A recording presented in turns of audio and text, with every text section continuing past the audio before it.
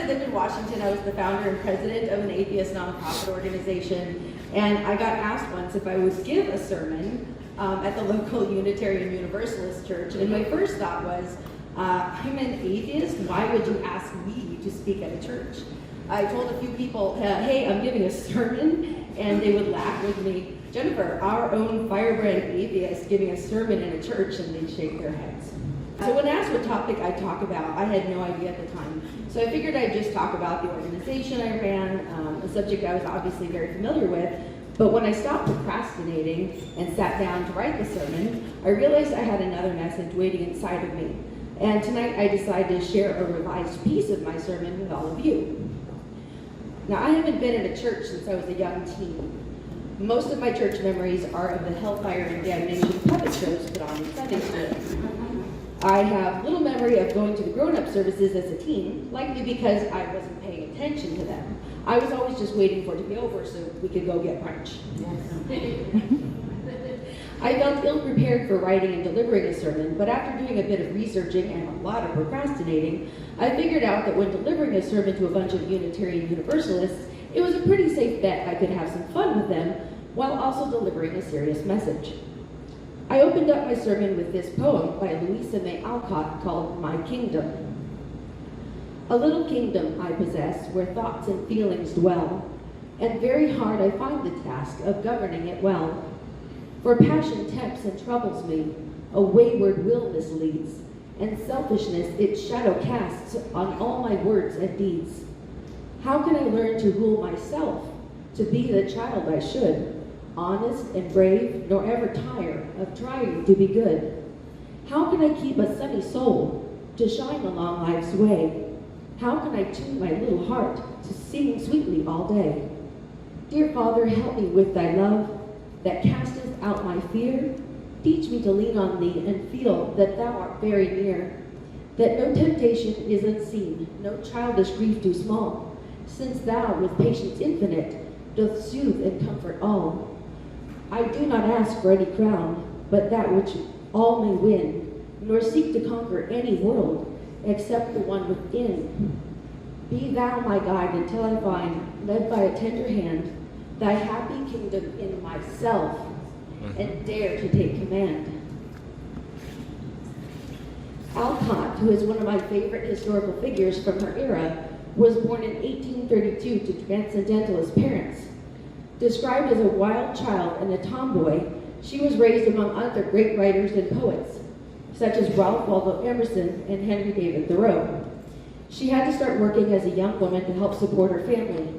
She became a staunch abolitionist and feminist and an author of prose and poetry that was often fiery in nature. She wrote about self-reliance and finding strength within herself rather than relying on an external God or religious doctrine to define and guide her. She wrote My Kingdom when she was just 13 years old, about the same age I was when I started to seriously question everything I'd been raised to believe and began down the path of separation and eventual freedom from religious belief. Now, my childhood was steeped in Protestant evangelical religious beliefs and activities. I don't have many memories beyond the visual snippets of hellfire and damnation puppet shows and other frightening external and internal experiences. I do recall the thought processes that generally took place when I was exposed to people around me, speaking in tongues and passionately rocking their bodies with hands thrown in the air. I was taught that this was the Holy Spirit moving in them. I didn't feel it. I was torn between not wanting to outwardly show that I wasn't receiving the Holy Spirit and the embarrassment of going through the motions, trying to fake it so no one would know that he didn't speak to me. Sometimes I could bring myself to put my hands in the air and close my eyes, but I could never bring myself to try speaking in tongues, the speaking in tongues thing. It simply felt too ridiculous to fake that. If I needed God to be good and to have a sense of purpose as I'd been raised to believe, why wasn't he speaking to me? In my quest to nudge him to speak up, sometimes I wondered, was that him? Or was that just my own thoughts? How can anyone tell the difference? When I asked adults about it, I was told, when he speaks to you, you'll know. I remember reading the same sentiment in a book about sexuality as an adult. How will I know if I have an orgasm? Yeah, I gave this in my sermon in church. The book said, when you have one, you'll know. In the meanwhile, I figured I'd just rock my body and throw my hands in the air. It would still be too awkward to speak in tongues, though, I decided. When I did finally have one, you better believe I knew. I knew the way I never knew whether God was speaking to me. I was alone, with only one hand in the air, when it happened. But unlike being alone, as a child seeking the voice of God, I was filled with joy and pleasure. Maybe the moment of my first orgasm is when I truly became an atheist. It took me about 2 more years to use the word atheist to describe myself, but I think I realized on some level in the moment of long-awaited ecstasy that no one was coming to save me, which meant I'd have to save myself. Like Louisa May Alcott, I had to find strength from within and become self-reliant. In the absence of God and the presence of orgasms, I learned to rely on my own ability to find happiness, fulfillment, and peace. Some people think that outside of the framework of religion, atheists can't experience awe or have spiritual experiences. I can assure you that many of our encounters share the same physical and psychological sensations some consider spiritual, only in the context of belief in a higher power. To the transcendentalists, God displayed his presence in every aspect of the natural world. No revelations were needed, no wisdom from a theological authority. The word miracle, as pronounced by Christian churches, gives a false impression. It is monster. It is not one with the blowing clover and the falling rain, Ralph Waldo Emerson scolded.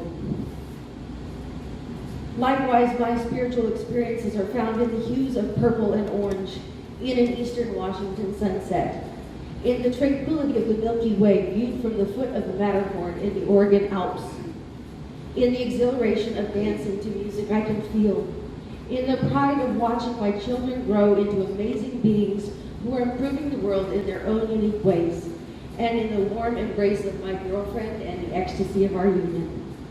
The vastness of time and space, and how incredible it is that I get to exist in this place, in this moment, to witness it with all my evolved senses fills me with amazement whenever I pause to think on it.